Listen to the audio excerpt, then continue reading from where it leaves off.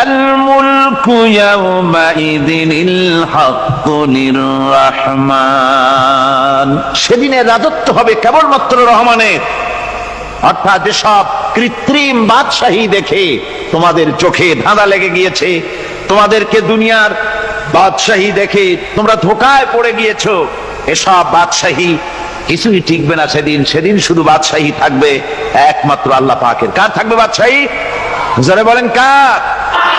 আল্লাহ রাব্বুল আলামিন যখন কিছুই থাকবে না ঘোষণা করবেন লিমানিল মুলকুল ইয়াউম লিল্লাহিল ওয়াহিদুল কাহ্হার।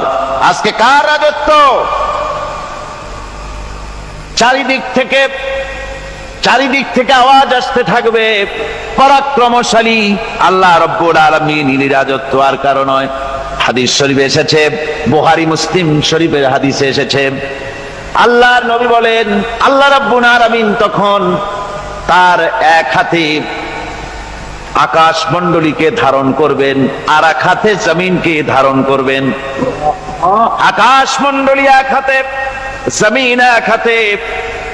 এভাবে আল্লাহ রাব্বুল আলামিন বলবেন আইনাল জাব্বারুন আইনাল মুতাকাব্বিরুন, কোথায় সেই স্বৈরাচারীরা, কোথায় সেই দুর্বিনীত অহংকারী স্বৈরাচার যারা আমার জমিনের উপরে আমার মানুষের উপরে রাজত্ব চালিয়েছে, তারা আজকে কোথায়?